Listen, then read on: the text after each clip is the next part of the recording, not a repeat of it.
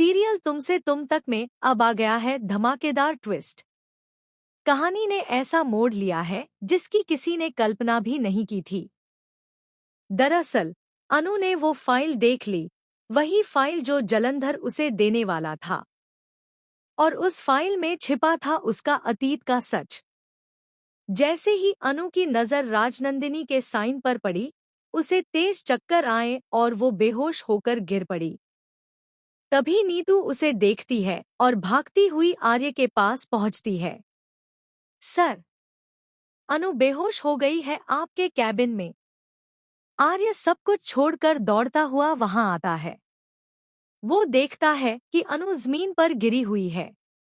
मीरा भी वहीं होती है, लेकिन आर्य बिना एक पल गवाए मीरा को हटाता है और अनु को गोद में उठा लेता है।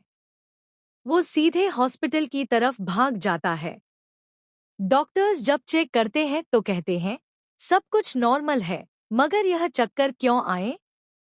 टेस्ट शुरू होते हैं और आर्य अनु का हाथ थामकर बेचैन होकर कहता है, अनु, तुम्हें क्या हो गया? हम दोनों तो एक होने वाले थे ना। याद है वो पौधा जो तुमने दिया था? उसमें आज जैस्मिन के फूल आए हैं और मैं आज तुम्हारे लिए फूल लाया था, लेकिन तुम तो बेहोश हो गई। वो वादा करता है, मैं तुम्हें कुछ नहीं होने दूंगा। हम दोनों हमेशा साथ रहेंगे। इसी बीच नीतू पुष्पा जी और गोपाल जी को खबर देती है। दोनों तुरंत हॉस्पिटल पहुंचते हैं अपनी बेटी से मिलने। आर्य परेशान है, आखिर अनु को यह सब अचानक कैसे हुआ।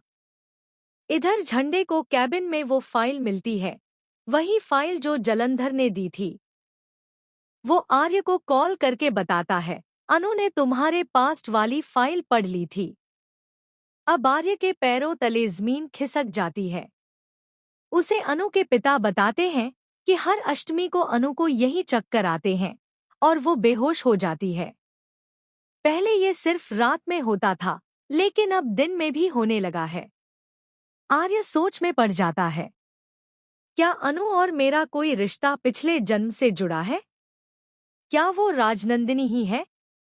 वो खुद से कहता है, मैं और अनु कभी अलग नहीं हो सकते। कोई हमारे बीच नहीं आएगा। तभी अनु को होश आता है।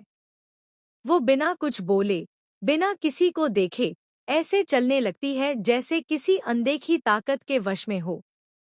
वो सीधा आर्य के घर पहुंच जाती है और उसे देखती है उसी नजर से जैसे सदियों पुराना कोई रिश्ता जाग उठा हो। तो क्या अनु को अपने पिछले जन्म की सा